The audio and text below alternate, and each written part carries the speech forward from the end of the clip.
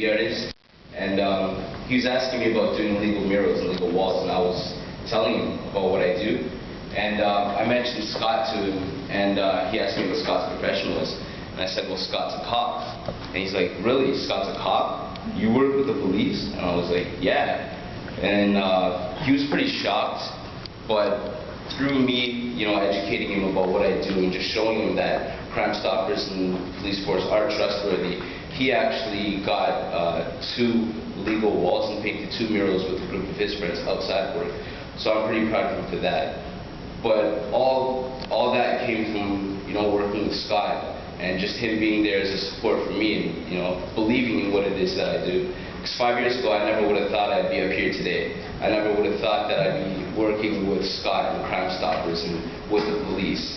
My mindset was so different, but I'd just like to say thank you to Scott, for believing in me and having me out here today, and thanks to everyone here for listening to me.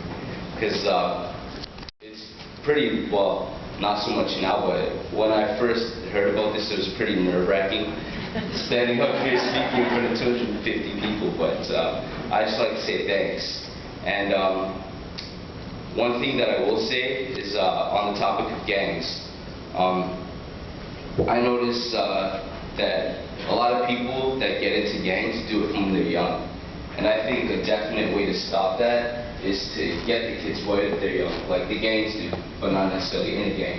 Get them into something creative, get them into something that they love to do, Me personally, with my friend Pedro, we started a mural company, and what we do is we go out there and paint murals, but if there's any kids out there that, they want to learn how to do it, we'll take them with us, educate them about graffiti, educate them about legal walls and professionalism, and hopefully they can take it somewhere crazy.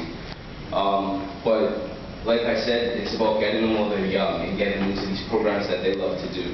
I also do breakdancing, and that's another avenue that kids can get into.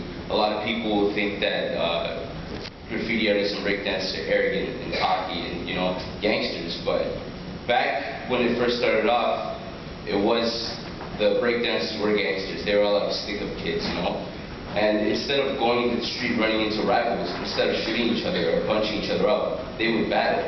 And that battle would end any problem they had. Whoever won that battle was the victor, and that would be it.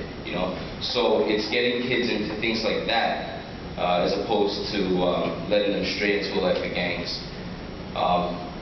Not really sure what else I can say right now, so I'd like to say thanks to Scott, thanks to everyone out here for having me out here today. And hopefully through these opportunities, we can take it somewhere crazy and decrease the number of gang activity.